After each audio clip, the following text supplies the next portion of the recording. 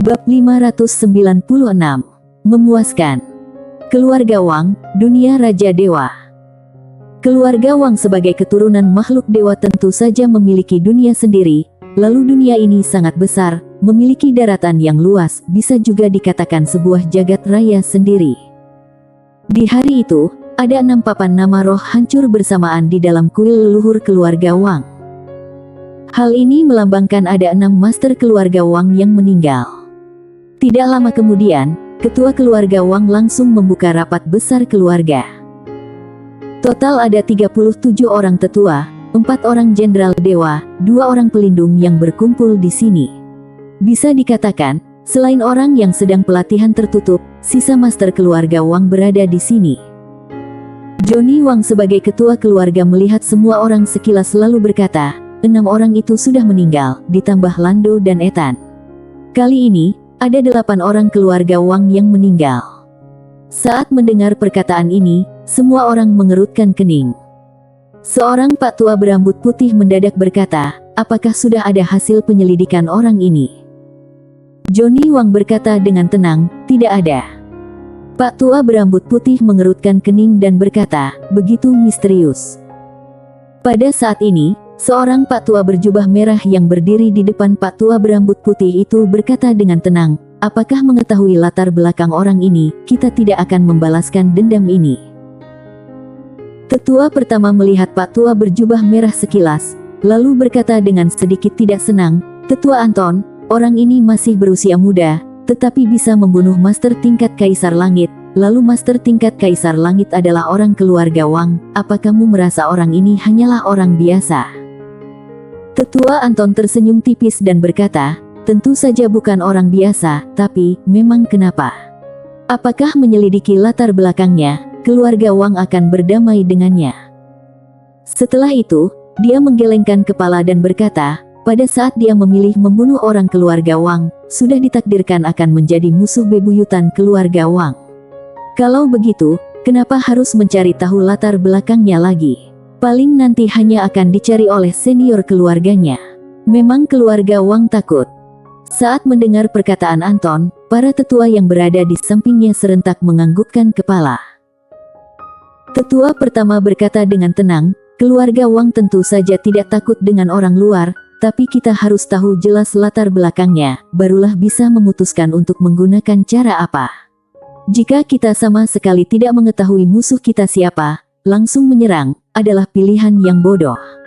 6 orang yang meninggal ini adalah tanda dari perbuatan bodoh yang sudah kita lakukan. Anton bertanya, tetua pertama, jika tidak menemukan latar belakang remaja ini, apakah keluarga Wang tidak akan menyerang lagi, membiarkan dia bebas leluasa di luar sana? Tetua pertama mengerutkan keningnya. Anton tersenyum dan berkata, Tetua pertama, kita semua tahu latar belakang remaja ini pasti tidak sederhana, tapi apa kamu pernah memikirkan satu hal, yaitu remaja itu sama sekali tidak takut dengan keluarga Wang, malah melakukan semua ini dengan begitu kejam, dia sudah menghina keluarga Wang. Keluarga Wang bisa berdiri kokoh selama ini di zaman kuno, kapan pernah menerima penghinaan seperti ini? Dia yang duluan bertindak begitu kejam, maka keluarga Wang akan membalas semua itu. Membunuh remaja itu dulu, barulah membunuh orang tuanya. Semua ini adalah hal yang begitu mudah, benar. Tetua pertama menggelengkan kepalanya, orang ini mungkin tidak pernah mendengar nama keluarga Wang di zaman kuno. Jika dia mengetahui kondisi keluarga Wang, lalu masih melakukan semua ini, maka menandakan latar belakangnya pasti kuat. Oleh karena itu, aku berharap kita bisa lebih berhati-hati. Anton langsung berkata, sudah ada 6 orang yang meninggal. Tetua pertama mengerutkan keningnya. Anton lanjut berkata, 4 keluarga lainnya juga sedang melihat apa yang akan kita lakukan. Mendengar perkataan ini, ekspresi wajah semua orang semakin masam. Keluarga yang besar akan menjaga nama baik mereka. Sekarang ada 6 orang keluarga Wang yang meninggal. Jika keluarga Wang tidak melakukan sesuatu, apa yang dipikirkan 4 keluarga besar lainnya? Apakah mereka tidak perlu menjaga reputasi? Martabat juga sangat penting. Jika kali ini keluarga Wang tidak melakukan sesuatu, maka kedudukan keluarga Wang di depan beberapa keluarga keturunan makhluk dewa pasti akan anjlok. Pada saat itu, Johnny Wang mendadak berkata, hal ini aku serahkan pada tetua Anton untuk menyelesaikannya. Anton menganggukkan kepalanya, aku tidak akan mengecewakan kalian. Johnny memandang Antin dan berkata, orang ini bisa masuk ke fakultas dewa bagian dewa pasti jenius langka, jangan meremehkan musuh, juga harus mengeluarkan seluruh tenaga. Anton berkata, baik, aku mengerti. Johnny bangkit berdiri dan berkata, rapat selesai. Usai berkata, dia langsung menghilang. Anton berjalan keluar, lalu saat dia akan keluar, tetua pertama muncul di sampingnya. Anton berkata dengan tenang, ada arahan apa lagi dari tetua pertama? Tetua pertama melihat ke langit dan berkata, Anton, meskipun biasanya kita berebutan kekuasaan, saat ini kita seharusnya kompak untuk menghadapi musuh. Anton tersenyum dan tidak berkata apapun. Tetua pertama menoleh ke arah Anton dan berkata, sekarang remaja itu menuju ke lubang langit Wan, waktu untukmu sudah semakin sedikit. Anton berkata dengan tenang, baik, aku mengerti. Usai berkata, dia berubah menjadi cahaya menghilang di ujung langit. Tetua pertama menoleh ke ujung langit dengan muka khawatir. Sebenarnya, dia ingin mengajukan Johnny membawa pasukan untuk membunuh remaja itu. Dengan demikian barulah bisa menjaga keselamatan semua orang dan tidak memberikan kesempatan kepada remaja itu. Namun, dia tahu, jika dia mengajukan pendapat ini, pasti akan ditolak semua orang. Membunuh seorang remaja, kenapa harus sampai ketua keluarga yang turun tangan? Reputasi. Orang boleh mati, tetapi reputasi tidak boleh hancur. Tetua pertama menghela napas dan berbalik badan pergi. Setelah membunuh 6 master keluarga Wang, Sander pun mengambil semua cincin penyimpanan mereka dan berhasil menaklukkan seekor siluman. Sapi Dewa Mahuang. Tingkatan Kaisar Abadi.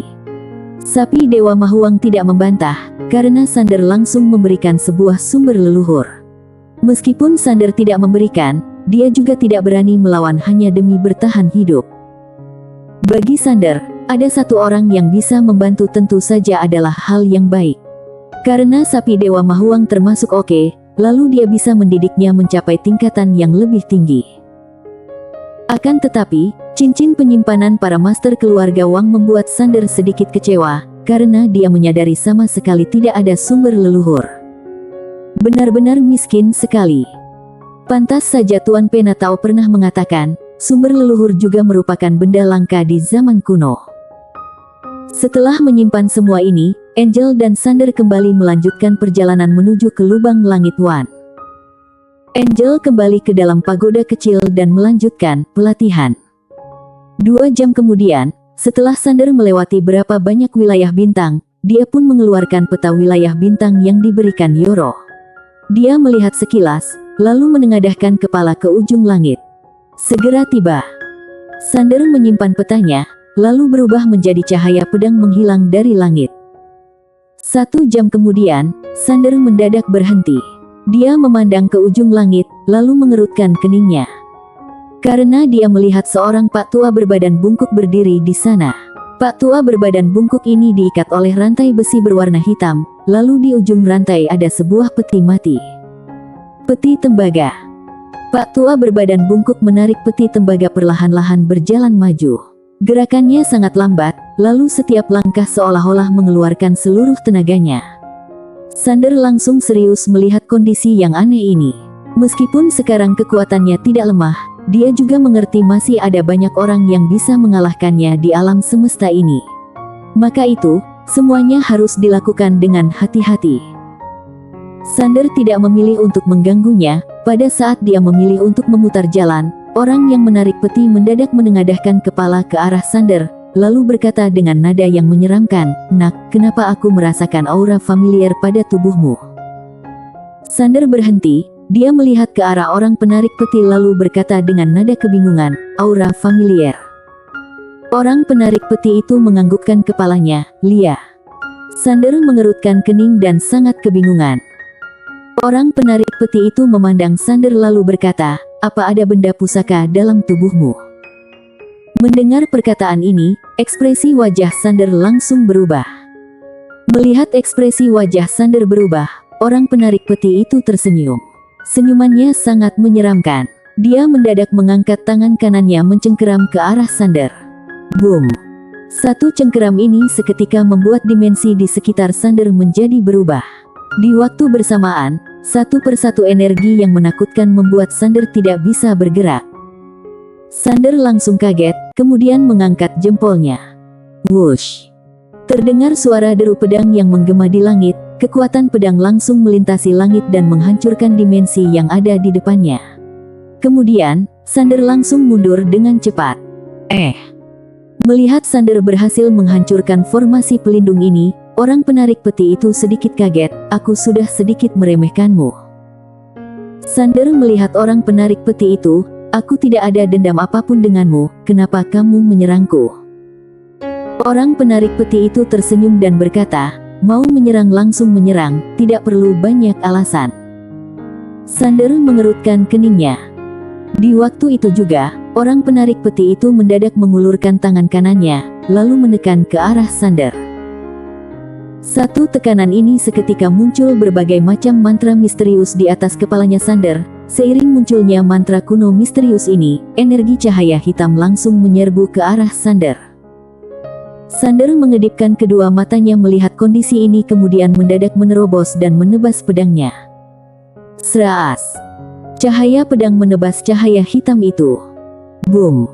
Cahaya hitam tidak hancur, melainkan cahaya pedang Sander yang sudah hancur. Melihat kondisi ini, Sander membelalakkan matanya, karena cahaya hitam itu berubah menjadi mantra langsung menyerbu ke arah Sander. Sander sedikit kaget, dia langsung mengangkat pedang untuk mengadangnya. Buff, buff, buff. Terdengar suara ledakan yang kuat.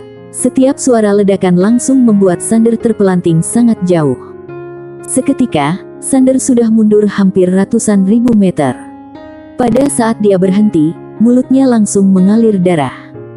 Orang penarik peti itu melihat Sander dan tersenyum, kamu cukup hebat. Usai berkata, dia langsung meninju. Boom!